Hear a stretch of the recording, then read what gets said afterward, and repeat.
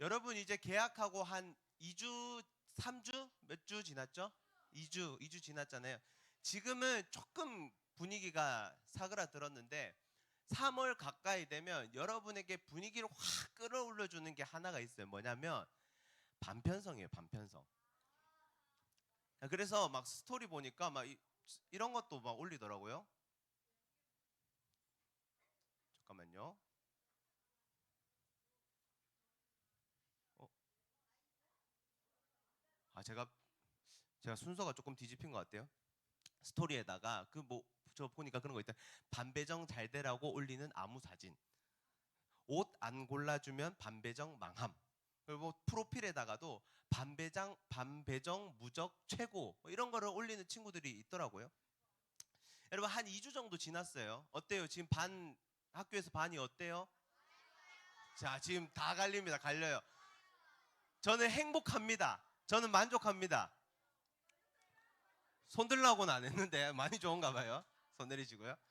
와, 조사님 1년 어떻게 해야 될지 모르겠습니다. 자, 물을게요. 자, 손 내리시고요. 구성원 때문에 그래요? 아니면 앞에서 계신 분 때문에 그래요? 뭐, 뭐 둘 중에 하나가 될 수 있어요. 어, 여러분, 저도 학교를 다니거든요. 대학원입니다. 대학원을 다니는데, 작년까지만 해도 저도 기숙사에 살다 보니까 룸메이트를 배정을 해야 돼요. 룸메이트를 고르는데, 이제 원래 선택권이 저에게 있었거든요. 그러니까 뭐 이렇게 마음 조금 맞는 친구 있으면 우리 이렇게 해가지고 같이 살자. 그렇게 1년을 살았어요. 근데 갑자기 올해 정책이 바뀌었습니다. 자, 올해부터는 우리 전도사님들의 경건 훈련을 위해서 학교에서 배정해 주겠습니다. 이렇게 된 거예요. 와, 근데 제가 여러분들이 막 이렇게 전도사님 다음 주에 반배정해요. 어떡해요? 이상하게 걸리면 어떡해요? 와! 이러면 뭐 반배정 가지고 그러냐 이랬거든요. 제가 그랬어요. 이러면서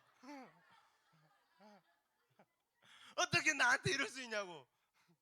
잠자는 건 자유권을 줘야지 이러면서 감사하게도 너무 귀한 분을 지금 만나가지고 잘 살고 있습니다. 예. 어, 그래서 제가 그 마음을 느끼면서 어떤 마음이 들었냐면 여러분들에게 1월 1일이 새해가 아니라 여러분들에게는 반배정이 3월이 진짜 한 해의 시작처럼 느끼겠구나라는 생각을 한 거예요. 왜냐하면 여러분 반배정이 왜 중요하냐면 곰곰이 생각해 보니까 다른 게 아니라 이 분위기예요, 분위기. 내가 마음이 맞는 친구 혹은 나에게 너무나 잘해주는 선생님이 있으면 이 1년 분위기가 그대로 갑니다. 그래서 밤마다 그래서 사실 내가 뭐 1반이 되냐, 2반이 되냐, 3반이 되냐, 뭐 몇 반까지 있어요 요즘에. 뭐 그래,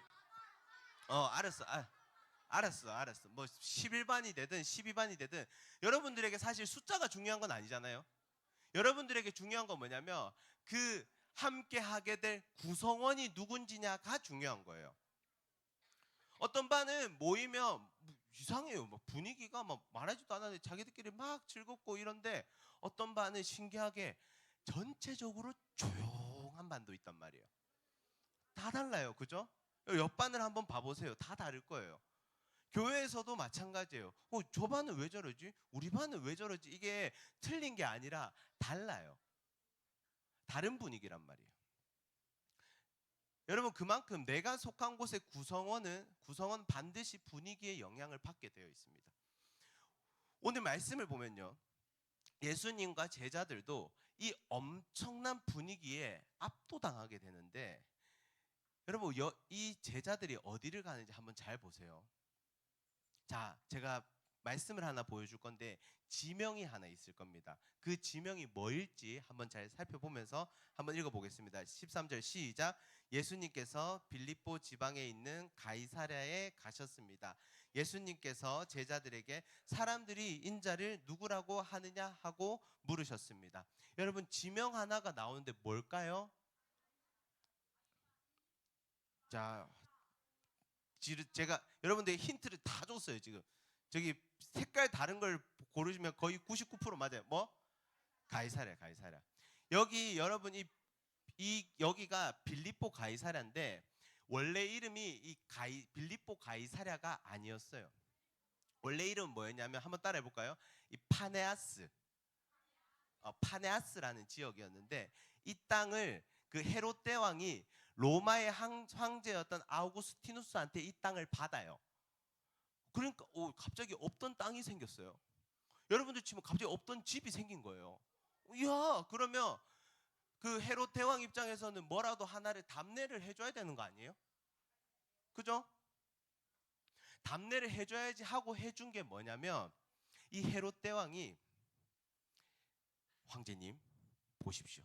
저의 작은 마음입니다. 이러면서 거대한 신전을 하나를 짓습니다. 이건 누구를 위한 거예요? 아우구스투스를 위한 겁니다. 로마의 황제를 위해서 지어줘요. 자, 이거를 지어주고서 헤롯 대왕의 아들이 누구냐면 이 빌립인데 빌립이 여기에 조금 더 구체화를 시켜요. 조금 더 도시를 확장합니다. 확장하면서 이 빌립이 뭘 하냐면 여기에다가 아까 이 지역의 이름이 뭐라고 했어요? 파네아스인데 그 아우구스투스를 칭하는 가이사야와 자신의 이름을 뜻하는 뭐라고?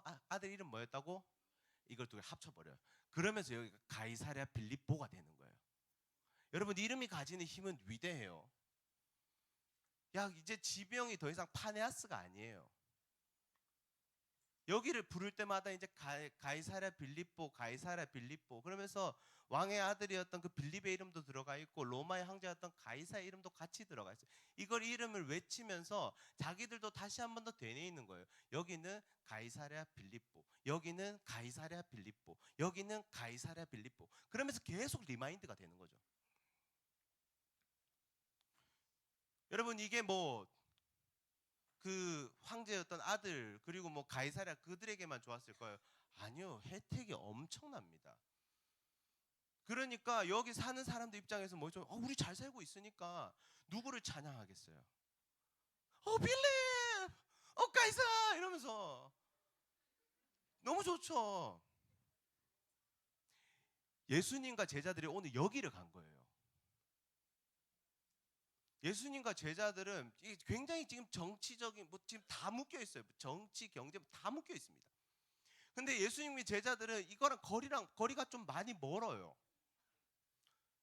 좀 세련되지 않아요. 예수님의 제자들을 보면 어부들이 많습니다. 그러니까 이 사람들이 저도 그 부산에서 한 4년, 5년 정도를 살았는데 확실히 조금 거칠어요. 말이 세요. 그러니까 이 어부다 보니까 일단 목청이 커야 돼요, 여러분. 중요한 거. 생각해 보세요. 파도 펑펑 치는데 물고기 잡았어? 이러면 야, 물고기 잡았나? 그거 말고 그거 앞에 그물 그거 올리라고.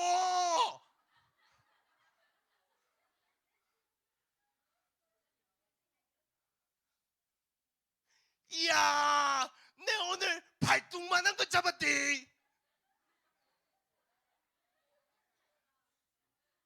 여러분 이 가이사랴 빌립보랑 제자들이 살았던 데랑은 너무 달라요. 여기서 예수님이 질문하시는 거예요. 자, 13절 다시 한번 보세요. 자, 뭐라고 하시는지 한 번 더 읽어볼게요. 시작. 예수님께서 빌립보 지방에 있는 가이사랴에 가셨습니다. 자, 잘 보세요. 예수님께서 제자들에게 사람들이 인자를 누구라고 하느냐? 갑자기 물으세요. 여러분 가이사랴에 있는 거랑 사람들이 인자가 예수님이거든요.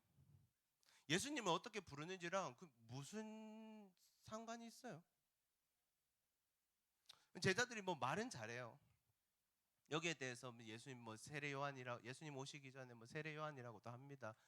구약 시대에 뭐 엘리야라고도 해요. 뭐 눈물을 많이 흘리시던데 우리 예수님 예레미야인가? 뭐 이러면서 보니까 사람 같지는 않아서 위대한 사람 중에 한 사람입니다. 이렇게 제자들이 말씀 이야기를 해요.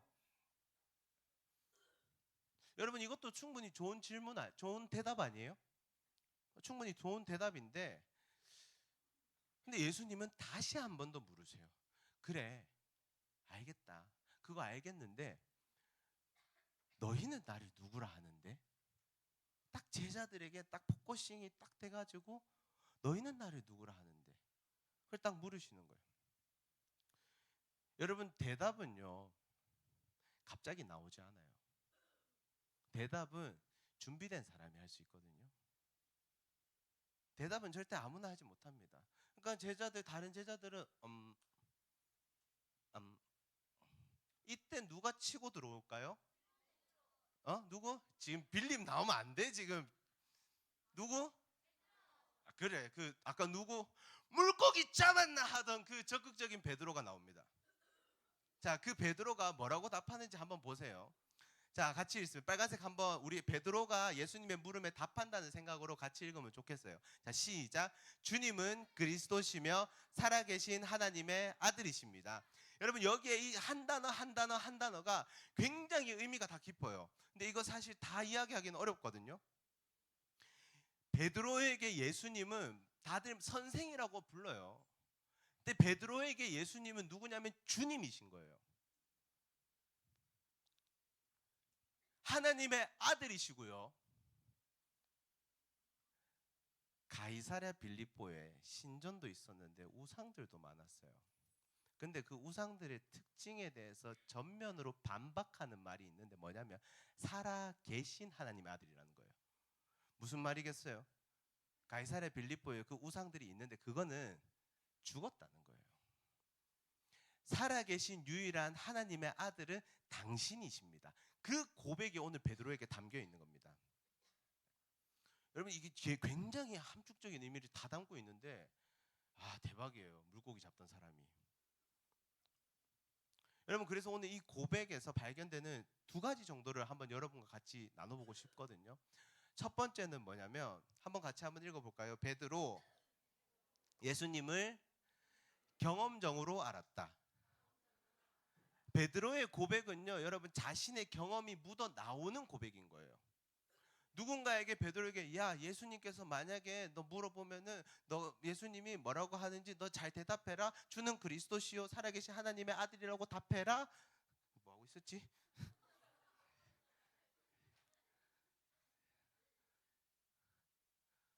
어부라니까요. 하루 잡아서 하루 사는 거예요. 베드로가 하루는 한 마리도 못 잡아요. 한 마리도 못 잡고 한숨 푹 쉬고 있는데 그때 예수님께서 말씀하신 대로 했더니 어떻게 돼요? 여러분 다 아는 거예요. 뭐예요? 그물 입 해가지고 막 물고기 그물 막 끊어져가지고 빨리 땡겨라 이러면서. 이뿐만 아니에요. 막 파도가 막 쳐요. 파도 막 쳐가지고 배가 이리 흔들리고 저리 흔들리고 해가지고 이제 죽었다 이러고 있는데 저 멀리서 귀신 같은 게 하나 보여요. 야, 내가 지금 죽어가지고 저게 보이는구나. 그게 아니라 예수님이신 거예요. 근데 베드로가 거기서 뭐라 했냐면 주님이시면 물 위로 오라 하소서. 야, 대박입니다. 여러분, 제 1회 피겨 스케이팅은 우리 베드로 형님이 원조입니다. 이렇게 걸어요. 무리를 걸어요. 대박.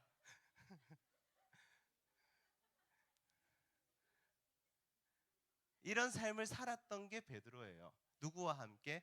예수님과 함께. 그러니까 베드로에게는 추상적인 개념이 아닌 거예요. 예수님은 당당하게 자기 삶에서 직접 부딪히고 직접 경험하고 직접 살아가면서 예수님은 이런 분이시다. 주는 그리스도시요 살아계신 하나님의 아들이시다. 이 고백을 한다는 거예요. 여러분, 제가 여러분에게 말씀드리고 싶은 건 여러분들도 베드로처럼 맛깔나게 좀 예수님 좀 고백해 보세요. 이 얘기하고 싶은 게 아니에요. 예수님과의 자신이 경험이 있으면 베드로처럼 자연스럽게 나오게 되는 게 고백이라는 거예요.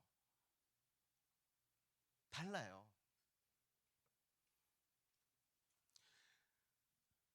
드림센터에서 이러면 뭐 저는 웬만하면 가능하면 먼저 인사를 하거든요. 나이 안 가리고 먼저 인사하거든요.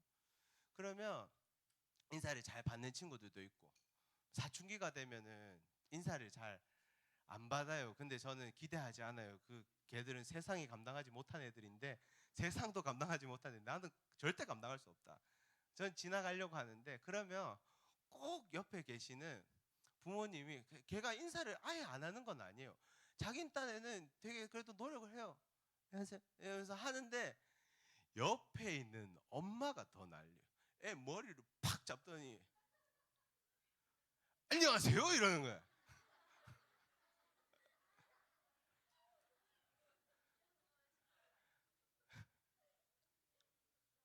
저는 얘랑 이야기를 나누고 싶거든요. 근데 뭐 이렇게 뭐 주면 옆에서 네 감사합니다. 그래서 이제 어디가? 저희 이제 드림센터 나가요. 옆에서 엄마가 다 말하고 있어요. 그렇다고 애가 그러면 말을 못하는 애냐? 아니요, 누구보다 말을 잘하는 애요. 엄마가 말하는데 얘가 못 치고 들어오니까 그 가만히 있는 거죠. 그럼 저는 혼란이 와요. 내가 얘랑 이야기한 건가? 내가 부모님이랑 이야기한 건가? 저는 여러분 부모님의 대답이 듣고 싶은 건 아니에요. 조금 쭈뼛거리더라도, 조금 어색하더라도 세상이 감당하지 못함에도 고개를 끄덕였잖아요. 얼마나 큰 일입니까? 예수님의 마음도 여러분 그런 마음이에요. 다른 사람들 뭐 세례 요한, 엘리야, 선지자 중에 한 사람 알겠다. 너희는 나를 뭐라고 하는데? 우리 엄마가 이러던데요. 우리 아빠가 예수님은 이런 분이라던데요. 우리 엄마가 교회는 이런 거라던데요. 우리 아빠가 예배는 이런 거라던데요. 여러분 그거요. 가장 무너지기 쉬운 때가 5학년, 6학년이에요. 진짜로. 질문하게 되거든. 아닌 것 같은데. 이게 점점 힘이 빠지다가 6학년이 지나고 중등부로 올라가면서부터 교회를 떠납니다. 왜? 왜? 내 고백이 없으니까. 내가 고백했던 예수님이 없으니까. 내가 경험한 예수님이 없으면 여러분 이것만큼 시간 아까운 시간이 어디 있어요? 다른 친구들 공부해서 치고 나가는데 나도 따라가야지. 영어 단어 하나라도 더 외워야지. 어제 늦게까지 공부하고 피곤한데 지금 자야지. 뭐 딴 거래. 잘 시간이지.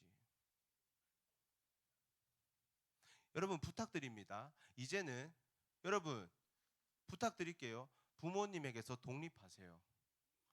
그렇다고 캐리어 싸가지고 갑자기 집 나가면은 저 다음 주부터 못 봐요. 여러분 신앙의 독립을 하세요. 엄마의 하나님, 아빠의 하나님 아닙니다. 이제는 아니에요.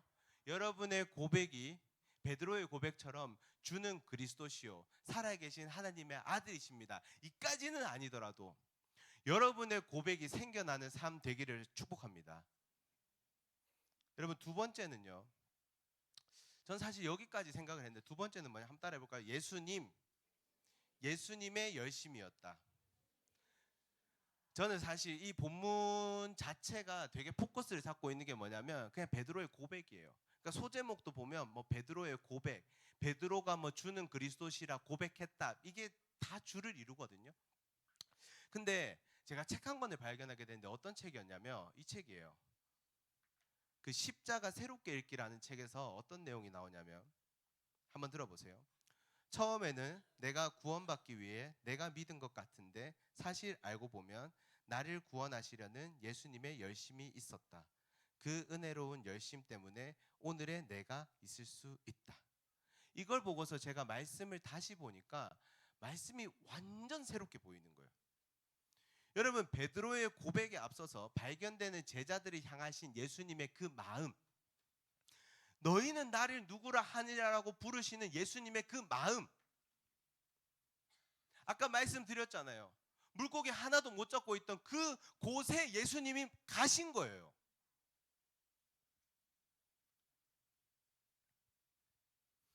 여러분 우리는 자꾸 착각해요. 우리가 자꾸 예수님께로 간다라고 생각합니다. 아닙니다. 여러분 성경 다시 보세요.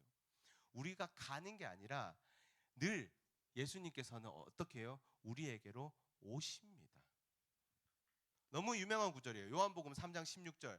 하나님이 세상을 이처럼 사랑하사 독생자를 어떻게 주셨으니, 줬으면 뭐 하는 사람도 있는 거예요? 받는 사람도 있는 거예요. 받는 게 여러분 우리라는 겁니다. 하나님께서 주신 그 독생자를 받는 게 우리라고요. 하나님을 향하신 우리의 사랑은 선제적인 사랑입니다. 늘 먼저 앞서가세요. 늘 우리를 향하세요. 우리를 향한 그 사랑은 우리가 측량할 수가 없습니다. 한 이야기만 하고 마칠게요. 눈이 부시게라는 드라마가 예전에 방영을 했어요. 저는 이거 사실 내용은 잘 몰라요. 근데 이 엄마가 그 남편을 먼저 잃어요. 그러고서 아들을 혼자 키웁니다. 근데 이 아들이 놀다가 이 자동차 사고를 당해요. 그러면서 이 아들이 걷는데 조금 지장이 생깁니다. 쩔뚝쩔뚝 걷게 되는 거죠. 그때부터 엄마가 어떻게 하냐면 아들이 굉장히 강하게 키워요. 잘 들어보세요. 학교 가기 싫어. 이유가 있어요. 이유를 묻지도 않고 가야지 이러면 얘가 왜 안 가고 싶냐면 그날이 사실 운동회인 거예요. 운동회라서 가기 싫다고 말하니까 야, 이것도 못하는데 니 나중에 뭐 하고서 살 건데. 넘어져가지고 다리가 아프니까 힘을 받아 일어나는데 못 일어나요. 그래서 손을 이렇게 내면서 엄마 나 잡아줘. 엄마 나 잡아줘 하는데 네가 일어나지. 이러니까 이 아들에게서 너무 상처가 되는 거예요.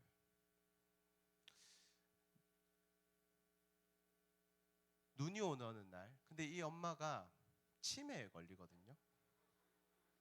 근데 이 치매가 걸린 엄마가 계시는 병원에서 전화가 와요. 엄마가 사라졌다는 거예요. 그러니까 이리 찾아봐도 저리 찾아봐도 엄마가 안 보여요. 근데 이 아들은 뭐가 불편해요? 다리가 불편하니까 이렇게 막 걷다가 힘이 부족하니까 벤치에 앉아요. 벤치에 앉는데 자꾸 옆에서 무슨 이렇게 눈 쓰는 소리가 슥슥슥슥 들리니 보니까 누구예요? 엄마예요. 엄마 여기서 뭐 하세요? 치매에 걸린 엄마가 해맑게 웃으면서 눈 쓸어요. 눈이 오잖아요. 우리 아들이 다리가 불편해서 학교 가야 되는데 눈이 오면 미끄러워서 눈 쓸어요. 엄마가 치매에 걸렸는데도 엄마에게 남아있는 기억은 눈만 보면 아들 생각인 거예요. 모진 엄마인 줄 알았는데 치매에 걸려가지고 다른 기억은 다 사라지는데 눈이 오는 날이면 우리 아들 학교 가야 되는데 우리 아들 넘어지면 안 되는데 엄마는 그 생각만 가득한 거예요. 여러분, 우리를 향한 예수님의 사랑도 마찬가지입니다.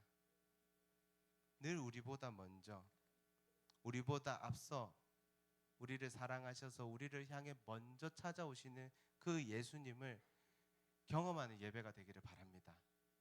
우리 시간 같이 한번 찬양했으면 좋겠어요. 아까 마지막으로 불렀던 찬양이었죠.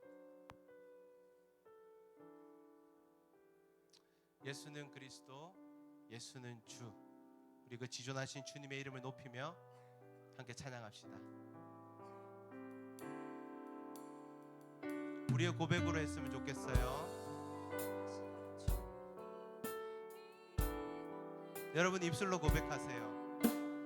모든 무릎 꿇고 다 경배해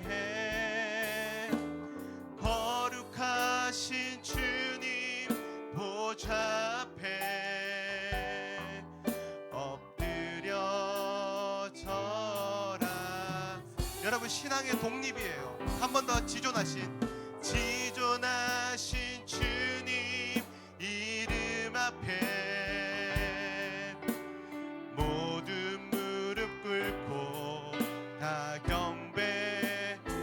거룩하신 주님, 보좌 앞에 엎드려. 우리보다 예수님이 먼저 열심을 내셨어요. 예수는 그리스도, 예수는 주, 하나님의 영으로 경배. 한 번 더 고백합시다. 예수는 그리스도, 예수는 그리스도, 예수는 주, 하나님의 영으로 경배 드리리. 얘들아, 우리 이 시간 같이 한번 기도했으면 좋겠어요. 여러분, 이제 신앙을 독립하세요. 여러분의 하나님이 되어야 됩니다. 여러분의 하나님이 되어야 돼요. 그러고서 뭐 베드로의 비읍도 여러분 안 돼요. 여러분 입술로 고백하세요. 하나님, 나의 하나님이 되어주세요. 하나님, 내가 나의 하나님으로 고백하며 살아가게 하여 주시옵소서. 하나님, 이 고백을 하기에 앞서, 나보다 먼저, 나보다 앞서 가셔서 예수님께서 이미 그 마음을 만지고 계신 줄로 믿습니다. 우리 시간 그 마음 가지고 우리 간절한 마음으로 하나님, 내가 예수를 그리스도라, 예수를 주라 고백하는 베드로의 고백이 나의 고백이 되게 하여 주시옵소서. 우리 시간 그 마음을 담아서 우리 통성으로 같이 한번 기도함으로 나아가겠습니다. 기도하겠습니다. 하나님 아버지, 감사합니다. 하나님, 나를 주님이라고, 주는 그리스도시요 살아계신 하나님의 아들이십니다 고백했던 하나님, 그 베드로의 고백이 우리 친구들의 고백이 되게 하여 주시옵소서. 하나님, 이제는 아버지 부모님의 신앙에서 머물러 있는 것이 아니라 하나님, 나의 신앙이 되기를 원합니다. 나의 고백이 되기를 원합니다. 하나님 아버지, 도와주시옵소서. 하나님 아버지, 도와주시옵소서. 하나님, 이제는 누가 뭐라고 하는 그 신앙이 아니라 나의 고백이 되게 하여 주시옵시고, 나보다 먼저 앞서가시는 그 예수 그리스도, 나보다 먼저 계신 그 예수 그리스도, 나보다 먼저 계신 그 예수 그리스도를 발견하는 우리 모든 친구들이 될 수 있도록 주께서 도와주시옵소서.